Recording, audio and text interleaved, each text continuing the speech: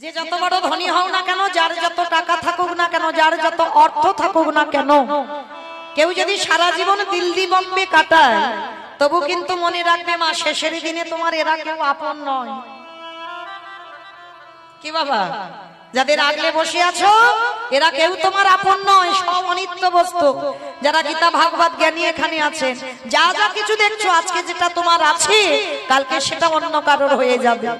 আর নিত্য বস্তু যদি থাকতে হয়, সেটা হলো আমার গৌর গোবিন্দ চরণ।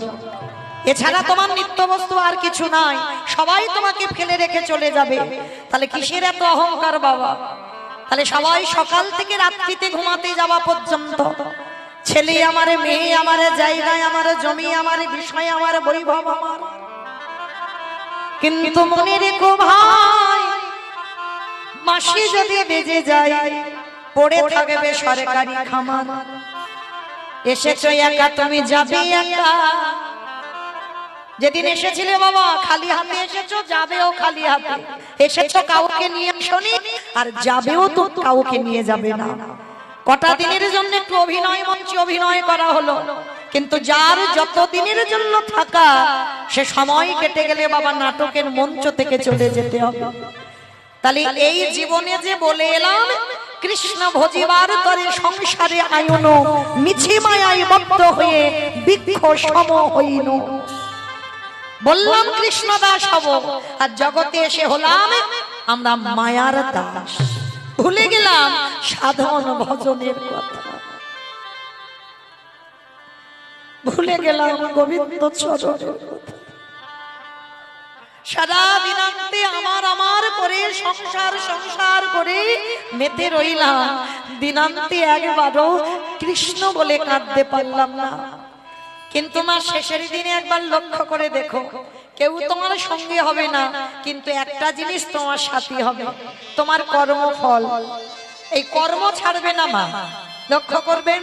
কতদিন সাধু সঙ্গ করেছ, কতদিন ভক্ত চরণ আশ্রয় করেছ, কতদিন হরিবাসরে বসলে, কতদিন তুলসী তলায় জল দিলে, কতদিন ভোর একাদশী করছো, আর কতদিন তুমি সাধুগুরু বৈষ্ণবদের সঙ্গ করছো। এই ভালো ভালো কর্ম আমাদের সাথে যাবে, কিন্তু আমি মৌমিতা একটা গ্যারান্টি দেবো মা, আর একজন আমাদের সঙ্গী হবে। সেটা কি? যাদের বাড়িতে আছে খুব ভালো, আর যাদের বাড়িতে নাই দুটো জিনিস ভাড়া করতে হবে। কি? এক হলো খোল, আর এক হলো করতাল। আর পিছনে বার করবে যখন দেহটাকে বাজাবে না, বলো হরি, বলো হরি। শিশুকালে কৃষ্ণ ভজে কৃষ্ণ পাবার আসে, কৃষ্ণ পাবার আসে, অগ যৌবনেতে কৃষ্ণ ভজে আসে বা না আসে, আসে বা না আসে, অগ বৃদ্ধকালে কৃষ্ণ ভজে জমেরও তহর আসে। এ কথাটা বাবা আমরা সবাই জানি। ভজন করতে হবে সকাল সকাল, বেলা গড়িয়ে ভজন হয় না মা। আবার একদিকে বলছে সকাল সকাল ভজন করতে হবে, আর একদিকে বলছে বাবা কুড়ি ফুলে গোবিন্দ সেবা হয় না। রাধে। একদিকে সকালে ভজন করতে বলছে, আবার একদিকে বলছে কুড়ি ফুলে গোবিন্দ সেবা হয় না। একদিকে থাকবে বাবা দেহতত্ত্ব, আর একদিকে থাকবে লীলা। ভালো করে মেলাতে হবে। কুড়ি ফুল সমত আমাদের বাল্যকাল। দেখবেন ছোটবেলা থেকে দেখে আসছি, ঠাকুমারা মায়েরা গাছে থেকে যখন কুড়ি ফুল তুলতাম বারণ করতো, কুড়ি ফুল তুলতে নেই। কি মায়েরা বলতো না? ওই কুড়ি ফুল তুলে যখন জলে রেখে ফুটিয়ে গোবিন্দ চরণে দেবে, ওটা গোবিন্দ সেবায় লাগে না। আর কুড়ি ফুল সম আমাদের বাল্যকাল। যদি শিশুকালে বাবা কেউ মন্দিরে গিয়ে ভগবানের কাজকর্ম করে, কিছু কি বোঝে? বোঝে না। যেমন যেমন বলে দেয় সে তেমন তেমন করে, কারণ এটা কলিযুগ। আর এই কলিযুগে আমরা তো ধ্রুবের মা হতে পারিনি, আর প্রহ্লাদের মা হতে পারিনি। যে 5 বছরে ধ্রুব প্রহ্লাদ কৃপা পেয়েছিল, কলির মানুষের সন্তানরা ওই 5 বছরে কৃপা পাবে, হবে না। তাহলে কুড়ি ফুল গোবিন্দ সেবায় লাগে না, আর বাসি ফুল তো লাগবেই না। কি বাবা, বাসি ফুল গোবিন্দ সেবায় লাগে? যে ফুল গাছে ফুটেছিল আজকে ঝরে পড়ে গেছে মাটিতে, ও ফুল গোবিন্দ সেবায় লাগে না। বাসি ফুল সম দেহতত্ত্বে বার্ধক্য দশা, দন্ত পড়ে যাবে, কেশ পেকে যাবে, চামড়া গুলো আলাদা হয়ে যাবে।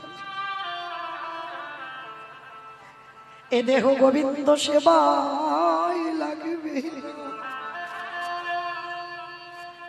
স্নান করে ঠাকুর ঘরে যাবে, আন্নি করতে বসবে, শরীর অলস, জানে না।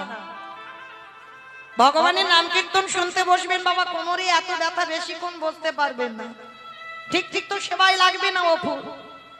তাহলে ফুল কোন ফুল? গোবিন্দ সেবায় দেবে যে ফুলটা আজকের ফুটেছে। আর আজকের ফোটা ফুল সম আমাদের যৌবন কাল।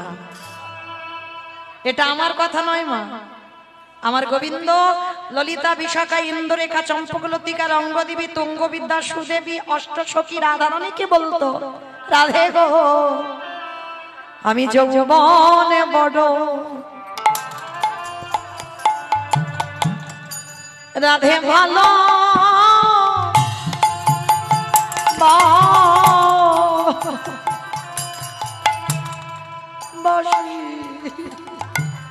বলে ও রাধে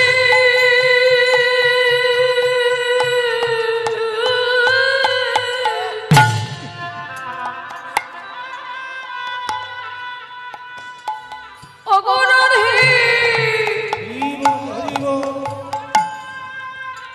নাই বিনো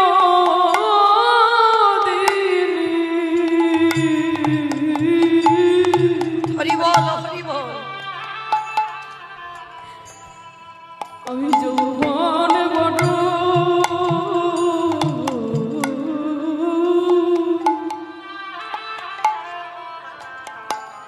বড় ভালো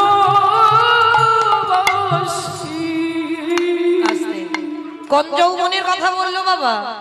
যেদিন আমাদের 10টা ইন্দ্রিয় বাবা সতেজ থাকবে, দুটো হাত গোবিন্দ সেবার কাজে লাগবে, দুটো চরণ গোবিন্দ স্থানে যেতে পারবে, যেদিনে তোমার কর্ণমূলে কৃষ্ণ নাম পরিষ্কার শুনতে পাবে, যেদিনে তুমি জিহ্বায় কৃষ্ণ নাম উচ্চারণ করতে পারবে, যেদিনে তুমি দুটো নয়নে পরিষ্কার গোবিন্দ রূপ দেখতে পারবে, যেদিন তোমার দেহের 10টা ইন্দ্রিয় সব সতেজ, সবকটা অঙ্গ তুমি গোবিন্দ সেবায় দিতে পারছো, সেদিনে তুমি জানবে তোমার এই মনুষ্য জন্ম সার্থকতা হলো।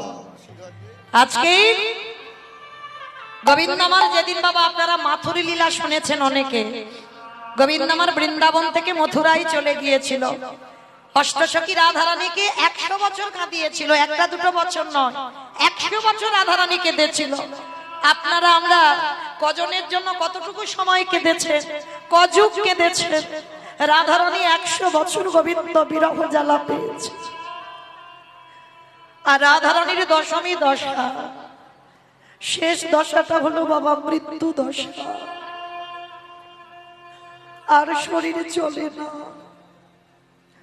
গোবিন্দ বিরহী রাধারানী কেঁদে কেঁদে চোখে দেখতেও পায় না। রাধারানী ললিতা বিশাখাকে ডেকে বলেছিল, শৈরী আমার গোবিন্দ যে ব্রজ ছেড়ে মথুরায় চলে গেল, যদি কোনদিন কোন সৌভাগ্যে আবার বৃন্দাবনে আসে, তাহলে তোরা একবার বলতে পারিস, ওরে সজনী রে, সেদিনে যদি আমার দেহে যৌবন খানা চলে যায়, বল বল ললিতা আমি কি দিয়ে গোবিন্দে সেবা দিব। আমার যৌবন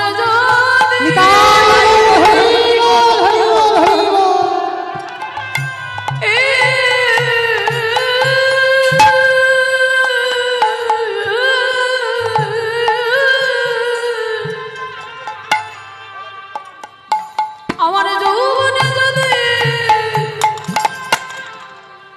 পুরো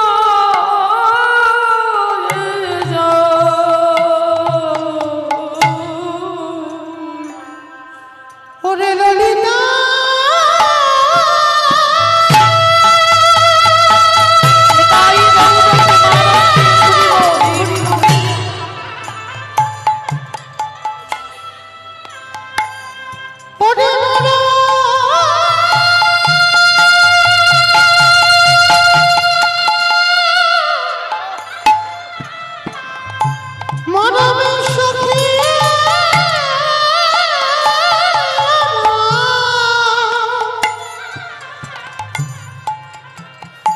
যেদিনে আমার বধূ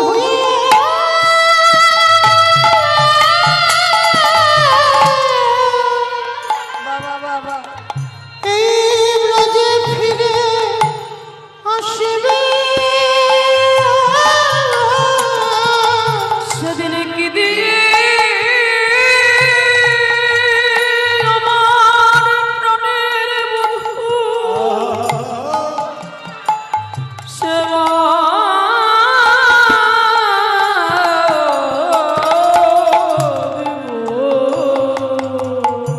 ওরে ললিতা ওরে ললিতা ওরে সজনে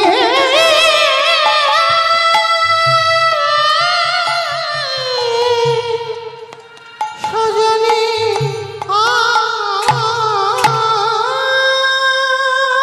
তাহলে ভজন যদি করতে হয় মা সকাল সকাল ভজন করে নাও, আর বেলা গড়িয়ে গেলে ভজন হবে না।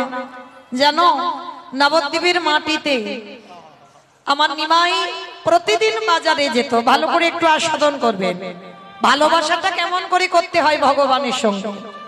ভগবান ভক্তির কাছে বলেনি বাবা আমার শ্বেত পাথরের মন্দির গড়ে দে, ভগবান ভক্তির কাছে বলেনি আমায় রজনীগন্ধার মালা দিয়ে ভালো করে সাজা, বলেনি দামি দামি স্বর্ণ অলংকারে আমায় ভূষিত কর।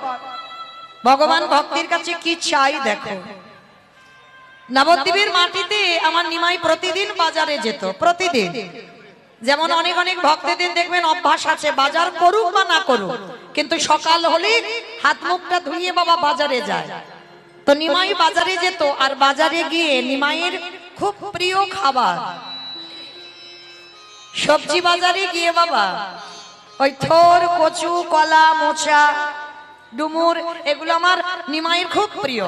মানে যেগুলো আমাদের খুব একটা পছন্দ নয় মা, দেখবেন ডুমুর গাছে পড়ে আছে রাস্তার ধারে, সেগুলো কিনে খাবো না। কিন্তু বাবা যে ফুলকপির কত করে এখন দাম, সেইগুলো কিনে কিনে খাবো। যেগুলো শরীরে উপকার হবে সেগুলো খাবো না।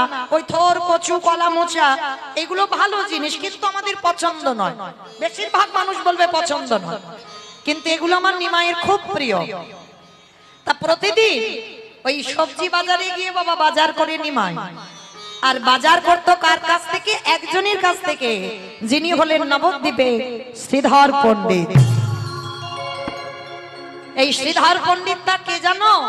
বৃন্দাবনে ভগবান কৃষ্ণচন্দ্রের 24 জন বন্ধু, 24 জন বন্ধুর মধ্যে একজন বন্ধু ছিল যার নাম হচ্ছে মধুমঙ্গল। এই মধুমঙ্গল হচ্ছে নবদ্বীপের মাটিতে শ্রীধর পণ্ডিত। তা শ্রীধর বড় গরিব মা, বড় কাঙাল।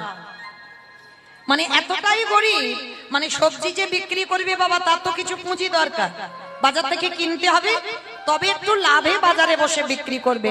তার শ্রীধর যে বাজার থেকে সবজি কিনবে সেই অর্থটা তারও নেই। তো কি করতো জানো? ওই রাস্তাঘাটে ওই থোর, কচু, কলা, মোচা এইগুলো তো আর পুঁজি লাগে না, এইগুলো তুলে তুলে বাজারে একটা জায়গায় বসে থাকতো। আর আমার নিমাই প্রতিদিন ওই শ্রীধরের কাছ থেকে বাজার করত। তা মাসের পর মাস বাজার করছে। একদিন শ্রীধর প্রশ্ন করেছিল, নিমাই তুমি তো রোজ রোজ আমার কাছ থেকে বাজার করে নিয়ে যাও, ও নিমাই আমায় পয়সা দেবে না? সংসার চালাবার জন্য তো বাজারে বসা, তা তুমি যদি আমার কাছ থেকে রোজ বাজার করে বাকি করে নিয়ে যাও, তা আমার পয়সা যদি না দাও তাহলে আমার সংসার চলবে কি করে? ভগবান মনে মনে হেসে উঠল, হায় রে, কার কাছে কে পয়সা চাইছে? যিনি বিশ্বের স্রষ্টা মালিক ভগবান, তার কাছে শ্রীধর চাইছে, পয়সা দেবে না নিমাই?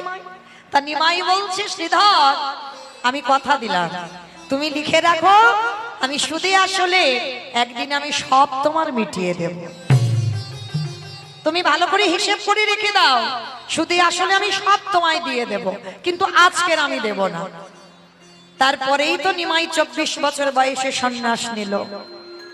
আর সন্ন্যাস নিয়ে যখন চলে গেল না, শেষ সময়, অন্তিম সময়টা ছিল জগন্নাথ ধাম পরিধাম। 3.5 জন ভক্ত, স্বরূপ দামোদর রায়, রামানন্দ আর শিখি মাইতি, আর সিকি মাইতির একটা বোন ছিল যার নাম হলো মাধবী দাস। 3.5 জন ভক্তকে নিয়ে মহাপ্রভু শেষ সময়টা ওই গম্ভীরায় কাটাতো, যেটা নবদ্বীপ এই পুরীধামে গেলে দেখবেন রাধাকান্ত মঠ, সেইখানে প্রভু আমার শেষ সময়টা কাটিয়েছিল। তা প্রভু আমার নবদ্বীপে থেকে যখন ওই পুরীধামে গেলেন, পুরীধামে গিয়ে বাবা সিদ্ধান্ত নিয়েছিল আমি বৃন্দাবন যাত্রা করব। তা পুরীধাম থেকে বৃন্দাবনে যাবে, তো নবদ্বীপবাসীদের খবর দিয়েছে তোমরা একবার করে আমায় দেখে যাও, আমি বৃন্দাবন যাত্রা করব। তা যখন নবদ্বীপবাসীরা খবর পেল মা, সঙ্গে সঙ্গে নবদ্বীপের মানুষরা নিমাই যেটা যেটা খেতে ভালোবাসে সবাই নিমাইকে খাওয়াবে বলে সবাই দল বেঁধে যাচ্ছে খাবার নিয়ে নিমাইকে খেতে দেবে। শ্রীধর যখন সংবাদটা পেল বাবা অনেক দেরি হয়ে গেল। আর শ্রীধর এতটা গরিব ছিল, বাড়িতে কিছু নেই যে নিমাইয়ের জন্য নিয়ে যাবে, এত গরিব এত কাঙাল। তা সবাই যখন ভালো ভালো খাবার নিয়ে যাচ্ছে, শ্রীধর কি নিয়ে যাবে জানো? বাড়িতে কিছু ছিল না, শুধু ছিল মা গাছে একটা মোচা হয়েছিল। তা গাছের মোচাটা কেটে নিয়ে শ্রীধর কি করেছে, রান্না যে করবে, আর মোচা তো আমানি করতে গেলে, মোচা রান্না করতে গেলে সময় লাগবে, তো তাড়াতাড়ি করে ওই কাঁচা মোচাটা পুটলিতে করে বেঁধে ছুটতে ছুটতে, তখনকার দিনে গাড়ি ঘোড়া নয়, পায়ে হেঁটে নবদ্বীপ থেকে যাচ্ছে পুরীধাম। আমাইরা ভালোবাসা দেখো, ভগবানের প্রতি প্রেমটা লক্ষ্য করে, কতটুকু ভালোবেসেছো ভগবানকে যে ভগবান তোমার কাছে আসবে, কতটুকু কৃষ্ণ বলে কেঁদেছো কৃষ্ণের দেখা পাবে, কতটুকু তুলসী তলায় জল দিয়েছো যে তুমি কৃষ্ণ কৃপা পাবে। ভালোবাসা কি করে করতে হয় শিখে নাও। এই ভক্তদের কথাগুলো আমাদের শ্রবণ করলে বাবা চেতনা বাড়ে, প্রেম ভক্তি বাড়ে। এই জন্য তো কীর্তন, সমাজ যাতে তৈরি হয়। তেইবার শ্রীধর ওই কাঁচা মোচাটা নিয়ে ছুটতে ছুটতে জগন্নাথ ধাম পুরী ধামে গেছে। ঠিক আজকের আমি যেমন কীর্তন গাইছি, আমার নিমাই দাঁড়িয়ে হরিনাম করছে, হাজার হাজার লাখ লাখ ভক্তরা বসে আছে। নবদ্বীপ থেকে হাজার হাজার ভক্তরা ছুটে গেছে নিমাইকে দেখবে বলে। আর শ্রীধর পণ্ডিত বাবা একাধারে নিরজনে ওই মোচার পুটলিটা নিয়ে বসে আছে। দেখবেন যারা ভজন জগতে গেছে, যারা ভক্তি জীবনে একটু একটু উপরে যান, তাদের কিন্তু বাবা লোকালয় আর ভালো লাগে না। অনেক গন্ডগোল, অনেক লোকজন, এগুলো দেখবেন ভালো লাগবে না, নিজের হৃদয়কে পছন্দ হবে না। আর ভক্ত যারা হয় তারা দেখবে বাবা একাকী হতে চায়, নিরজনে একটু বসতে চায়। যেখানে গন্ডগোল সেখানে তাদের পছন্দ হবে না। আর শ্রীধর কি করেছে, এত লোকজন নিমাইকে দেখা যাচ্ছে না, শ্রীধর দূরে দাঁড়িয়ে একাকী বসে বসে ওই মোচাটাকে বুকে নিয়ে কাঁদছে। গৌর হরি, তোমাকে তো দেখবার সুযোগ নেই আমার, এত লোক আমি দেখবো কি করে তোমার। কিন্তু মায়েরা, ভগবানকে তুমি দেখতে পাচ্ছ না, ভগবান কি তোমায় দেখতে পাচ্ছে না? অনেক অনেক দেখবেন মঠ মন্দিরে যাবেন, দেখবেন মন্দিরের দরজা বন্ধ হয়ে গেছে, হয়তো মধ্যাহ্নকালে গেলেন সেই সময় মন্দিরের দরজা বন্ধ, তা বলে কি তুমি প্রণাম করবে না? কি গো, তুমি প্রণাম করছো, তুমি দেখতে পাচ্ছ না, সে কি দরজার ভিতর থেকে দেখতে পাচ্ছে না?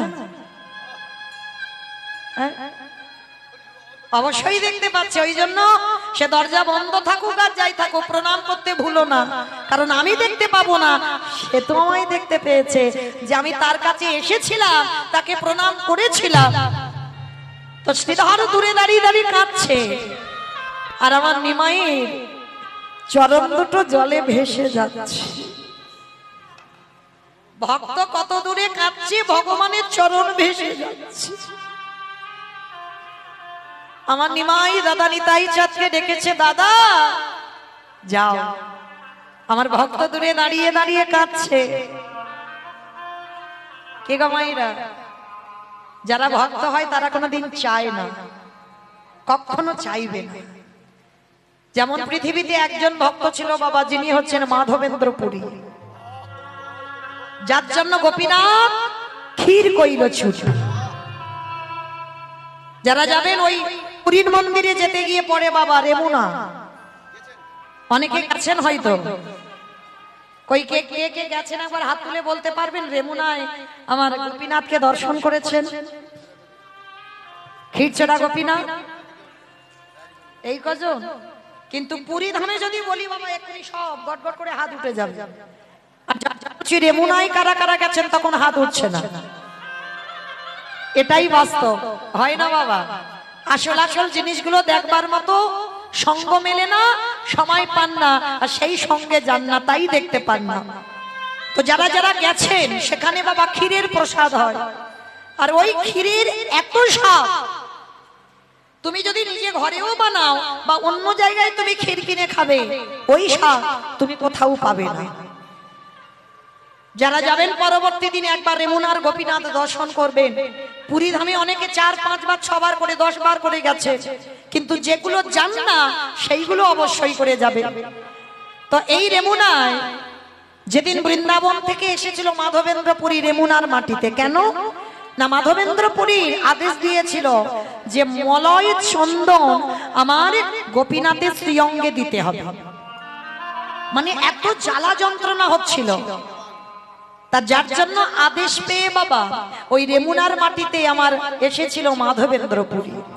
তা মাধবেন্দ্র পুরী এমনই একজন ভক্ত, খিদের জন্য যদি মরেও যায় কারোর কাছে হাত পেতে বলবেন আমার খেতে দাও। কেউ যদি অযাচিত ভাবে একটু কিছু দেয় তারপরে প্রসাদ পায়, নাহলে কোনোদিন বলবে না যে আমার খিদে পেয়েছে একটু খেতে দাও। তা মাধবেন্দ্র পুরী গাছতলায় বসে আছে বাবা, দল বেঁধে ভক্তরা যাচ্ছে সবাই আমার গোপীনাথজিকে দর্শন করতে। তা মাধবেন্দ্র পুরী দেখে প্রশ্ন করেছিল, ও ভাই ভাই তোমরা কোথায় যাচ্ছ গো সবাই? বলে আমরা যাচ্ছি গোপীনাথের মন্দিরে গো, সন্ধ্যা আরতি হয়, আর গোপীনাথের মন্দিরে না অমৃতকালী ভোগ নিবেদন হয়, সেই প্রসাদ পাবো বলে যাচ্ছি। অমৃতকালী ভোগ, মাধবেন্দ্র পুরীর নামটা কোনোদিন শোনেনি, প্রথম শুনে মনে মনে ভাবলো গোপীনাথ কি করি অমৃতকালী বানাতে হয়, যদি আমি একটু জানতাম তাহলে আমার বৃন্দাবনের গিরি গোবর্ধনকে একটু খাওয়াতাম। কি গো আমাদের মতো ভক্তরা হলে মনে মনে করতাম যদি আমি একটু পেতাম তাহলে একটু স্বাদ বুঝতাম। কিন্তু মাধবেন্দ্র পুরী বলছে যদি জানতাম কি করে বানায় তাহলে আমার বৃন্দাবনে গিরি গোবর্ধনকে খাওয়াতাম। বসে বসে কাঁদছে, খিদেও পেয়েছে। প্রত্যেক দিন পূজারী 12টা করে মালসা দেয় বাবা, আজও 12টা মালসা দিয়েছে ক্ষীর প্রসাদ। ওই মন্দিরের গোপীনাথ ওই 12টা মালসা প্রতিদিন পূজারী নিবেদন করেছে বটে,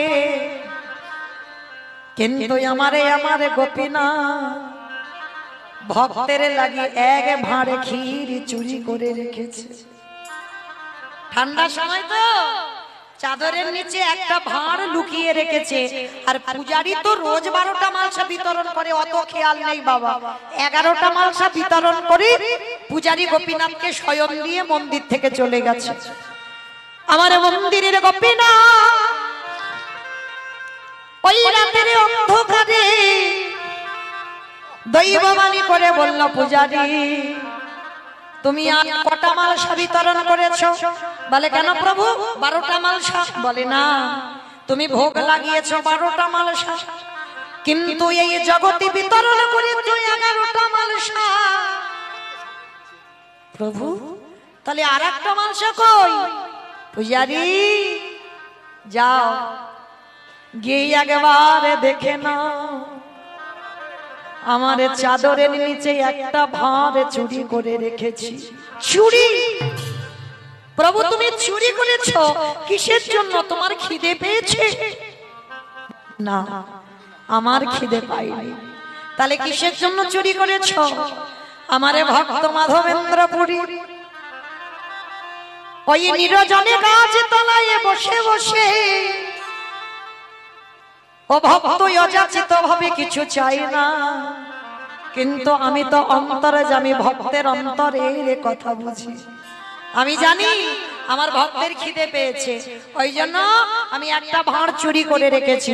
যাও ওই ভাঁড়টা নিয়ে এই রাতের অন্ধকারে তুমি আমার মাধবকে খাইয়ে এসো। পূজাটি যেই না স্বপ্নাদেশ পেল, ছুটে এলো মন্দিরের দরজা খুলে, দেখলো গোপীনাথের চরণের তলায় ওই এক ভাঁড় চাদরে ঢাকা দেওয়া এক ভাঁড় ক্ষীর পড়ে আছে। কেমন ভক্ত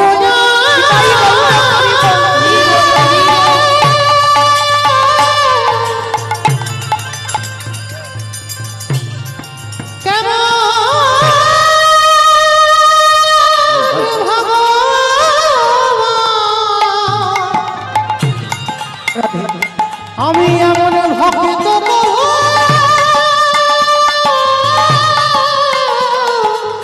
দেখি না। কোথায় আছো মাধবেন্দ্র পুরী? যার লাগি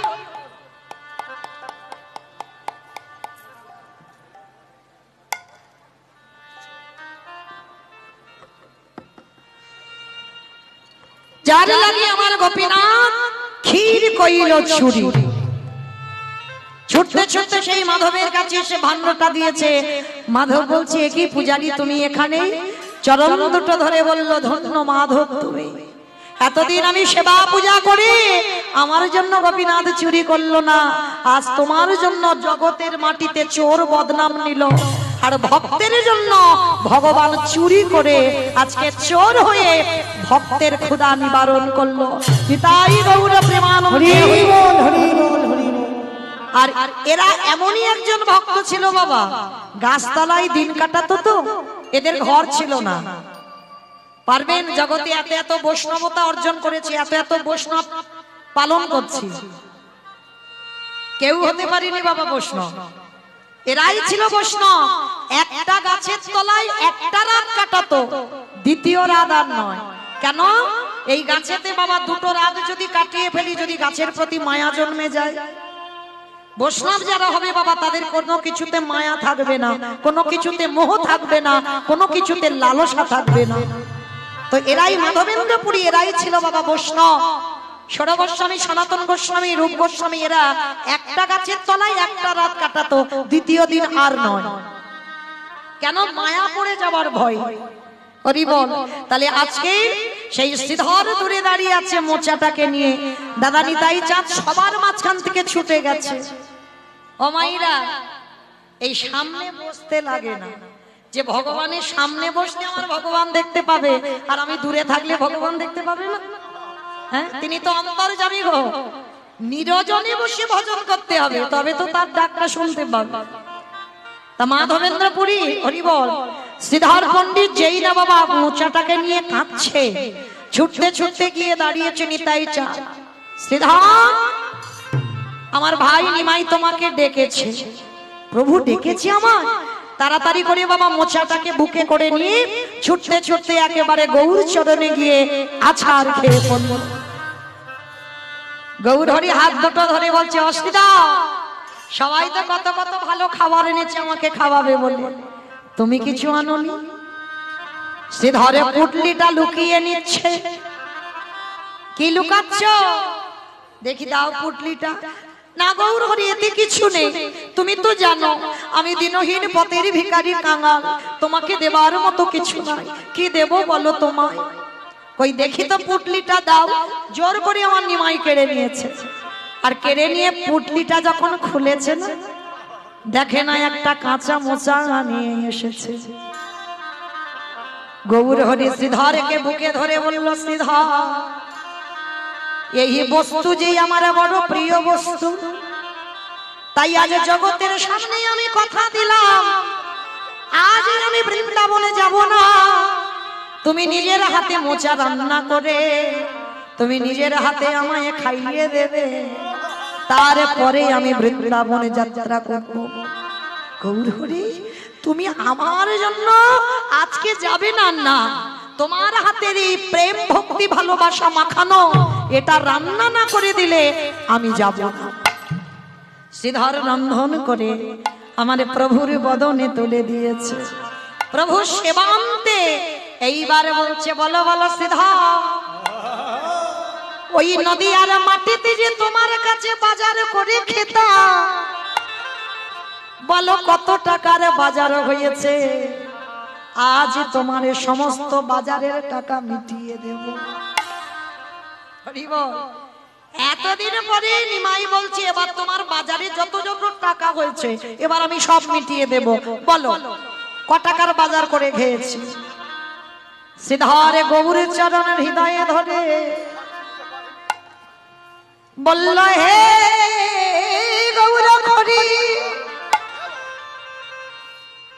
সত্যি যদি তুমি আমার ওই বাজারের নাম দিতে চাও, তুমি একেবারে আমার ছুঁয়ে প্রতিজ্ঞা করো, আমি যত ধন চাইব তুমি আমায় দেবে। গৌরহরি বললেন, কথা দিলাম, যত ধন চাইবে আমি তোমাকে দেব। বলো তোমার কি চাই আমার কাছে? হে দয়াময়, এই সংসারের পাকে পড়ে যদি তোমার ঘাটে যেতে আমি ভুলে যাও, এই বিষয়ে ওইভাবে পড়ে যদি তোমার নাম ডাকতে ভুলে যায়, আত্মীয় পরিজন বন্ধু বান্ধবকে দেখতে গিয়ে যদি তোমার কথাই আমার মনে না পড়ে, যদি আমার যেতে দেরি হয় তোমার ঘাটে, গৌরহরি যদি একান্ত কিছু দিতে খাই, তুমি আমার একটা ধন দিও, তুমি আমার হাতে ধরে ভব নদী পার করে দিব। আমি অন্য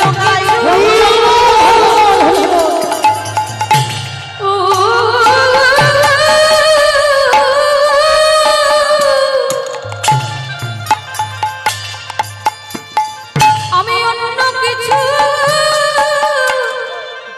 নানা চাহি না,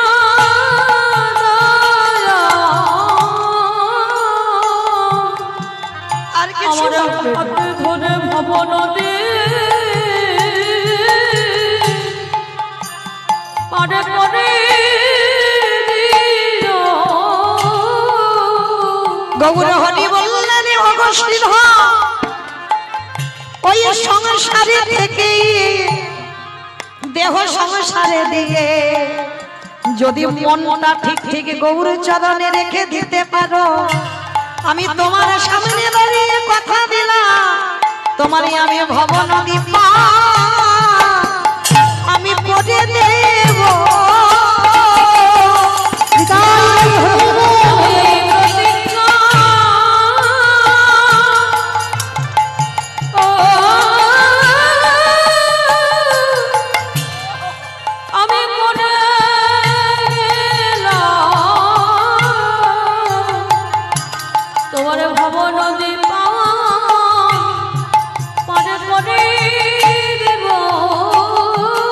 আস্তে তাহলে বাবা ঠাকুর অপরাধ নিও না, চাইতে আমরা জানি না তো, তাই তো আমাদের এই দশা হয়। জানেন ওই মহাভারতে অন্ধ ধৃতরাষ্ট্র যেদিন 100 সন্তান হারিয়ে বাবা ওই যুধিষ্ঠির অন্নে প্রতিপালিত হচ্ছিল, মানে আজকের এরা 5 ভাই, এরা জীবিত, আর ধৃতরাষ্ট্রের 100 ছেলে বাবা প্রাণ হারিয়েছে। আর যাদের জন্য প্রাণ হারালো অন্ধ ধৃতরাষ্ট্র বাবা, তাদের হাতে খেতে হচ্ছে। মহাভারতে বিদুর এসে বলেছিল, এটা কি করে পাচ্ছ তুমি? যাদের জন্য তোমার সন্তান হারালো, যাদের জন্য সন্তান হারিয়ে একাকী হয়ে গেলে, এখনো ইচ্ছা হচ্ছে এই অট্টালিকাতে থাকতে, এখনো ইচ্ছে করছে তোমার ওদের এই রাজপ্রাসাদে বসে রাজভোগ সেবা করতে, এতটুকু কি হৃদয়ে ত্যাগ আসেনি যে যাদের জন্য আজকের আমার 100 ছেলে চলে গেল, আমি কিসের জন্য এই অট্টালিকাতে আমি থাকবো? সব ত্যাগ করে দাও। তা বিদুরের কথাগুলো বাবা অন্ধ ধৃতরাষ্ট্র শুনেছিল। আর প্রত্যেক দিন যুধিষ্ঠির মহারাজ তো বড় ধার্মিক, এতটুকু সময়ের জন্য বাবা জ্যাঠামশাইকে বুঝতে দেয়নি যে তার 100 ছেলে আর নেই।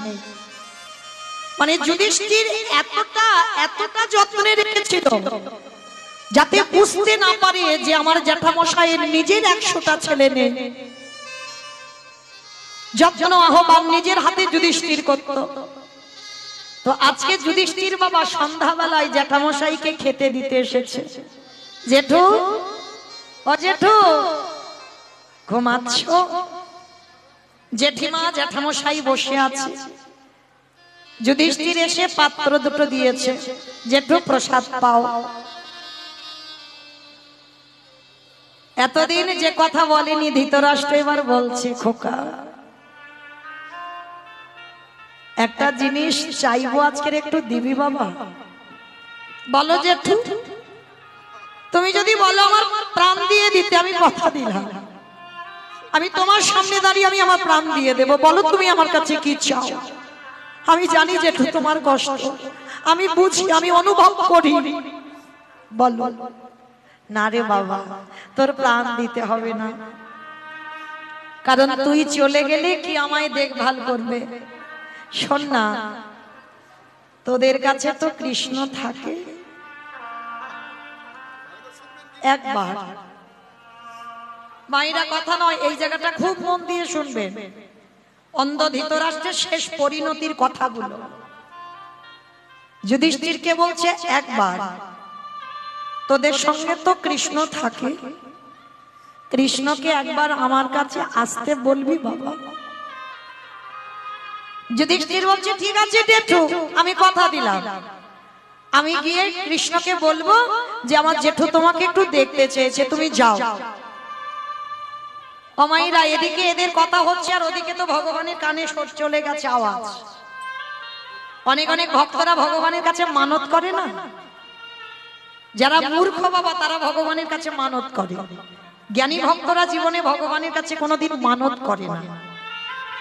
ভালো করে আপনাদের বিবেক কি বলে ভগবানের কাছে মানত করতে লাগে? তিনি যদি অন্তর্যামী হয়, তুমি মনে মনে কি বলছো সেটা ভগবান শুনতে পায় না। তাহলে কিসের জন্য ঝোড়া ঝোড়া কথা বলতে হবে? ঠাকুর আমার ছেলের যেন ভালো হয়, আমার স্বামী যেন ভালো হয়, আমার ছেলের যেন রেজাল্ট ভালো হয়, একটা চাকরি যেন পায়, আমার বউ যেন ফিরে আসে, বলে না? মানত করে না কেন? মানত করবো কেন? মনের কথা সে তো সব জানে, বলার কেউ দরকার নেই, শুধু ডাকার মতো ডেকে যাও। তুমি যদি প্রকৃত ধর্মকে আঁকড়ে ধরো, স্বয়ং ধর্ম তোমারে রক্ষা করবে। তুমি যে ধর্ম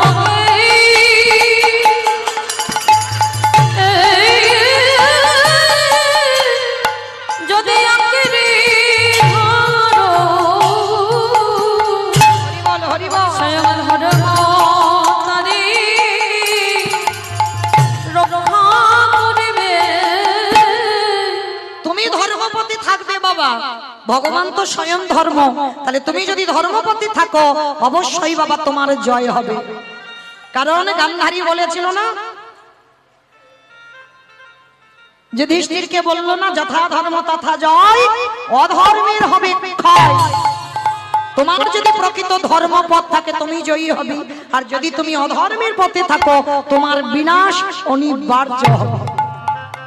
এটা শুধু মহাভারতে নয় বাবা, কলিযুগেও হবে, এটাই বাধ্য। তো আজকে যেই না কৃষ্ণ শুনতে পেয়েছে, যুধিষ্ঠির বেরিয়েছে, আমার ভগবান গিয়ে দাঁড়াইছে। ভগবান গিয়ে দাঁড়িয়ে বাবা আজকের অন্ধ ধৃতরাষ্ট্রের কাছে গিয়ে ডাকছে, অজেঠু আমাকে তুমি ডেকেছো, আমি চলে এসেছি, বলো আমার কাছে কি চাও? ওরে কৃষ্ণ রে, চাওয়াটা দেখেন ধৃতরাষ্ট্রে, এই জীবনে তোরে আমি চিনতে পারলাম না, কিন্তু যে সময় ছিলাম সেই সময় হলো আমার যাবার সময়। ও জেঠু বলো কেন ডেকেছো? কৃষ্ণ একটা জিনিস চাইবো দিবি বাবা। কি চাও জেঠু? কৃষ্ণ রে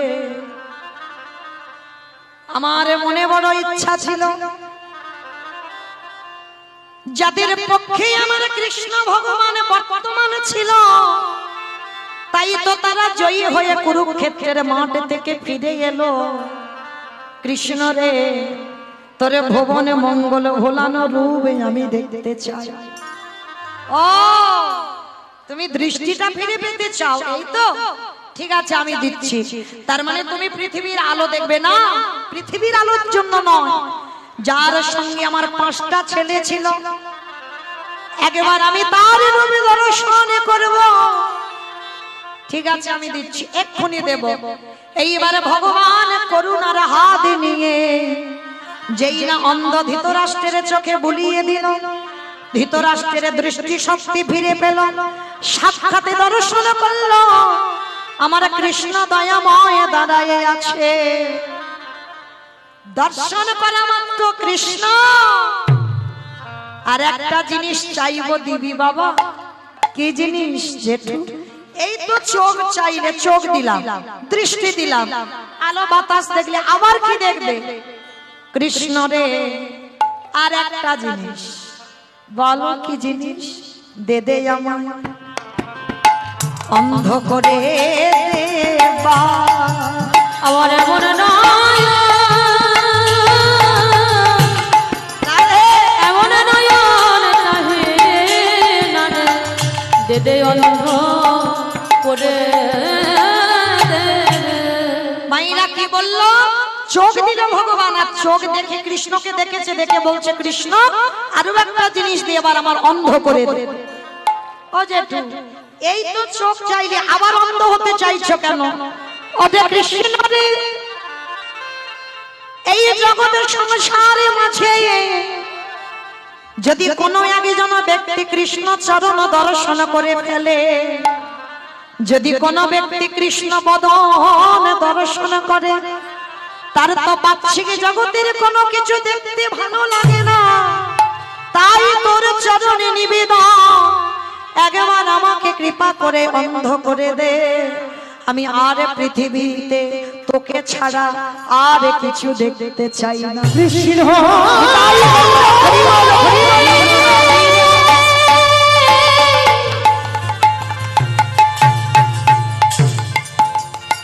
ওরে তুই নাকি ভক্তে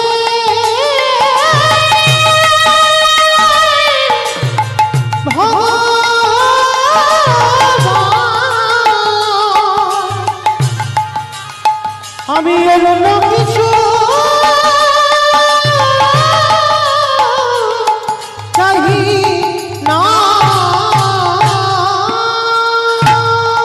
সেই অন্ধ ধৃতরাষ্ট্র শেষের সময় আজকের বাবা সর্বস্ব ত্যাগ করে আজকের চলে গেল বনবাসে। আর সহধর্মিনীর কর্তব্য কোনো কৈফিয়ত নয়। হরি বল। টাকা কাটেন না বাবা, কাউকে আসরে আসতে দেবেন না। জয় রাধে। সবার কাছে নিবেদন, হরিবাসরে কেউ আসবেন না, এইটুকু আমার বিনীত নিবেদন। আসতে দেবেন না বাবা, আসতে দেবেন না। জয় রাধে।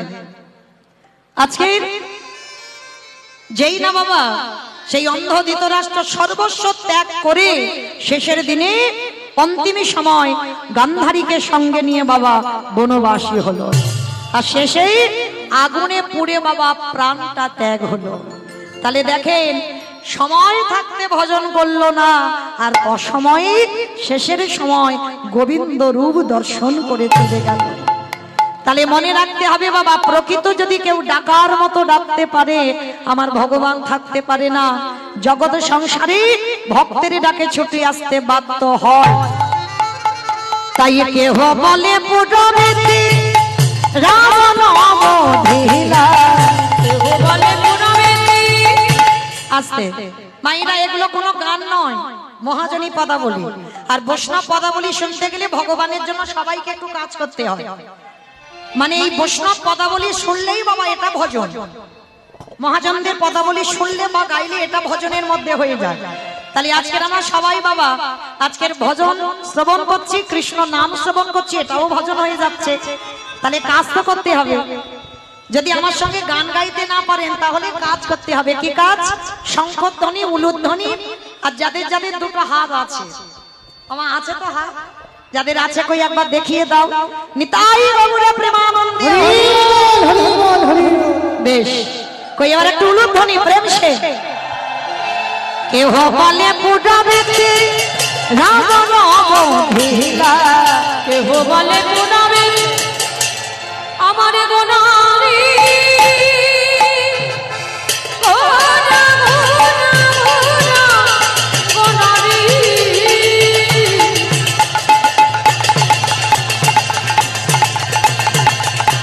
গোড়া গোড়া গোড়া গোড়ারি, গোড়া গোড়ারি, ওই নদীর চাঁদ গোড়া আমার প্রাণে গোড়া। কেহ বলে পুনাবেতে রাবণ অবধিলা, বৈভবে লীলা প্রকাশ করিলা, ওই বলো ওই ভাব লীলা প্রকাশ করিলা, ওই বলে রে বৈভবে লীলা প্রকাশ করিলা।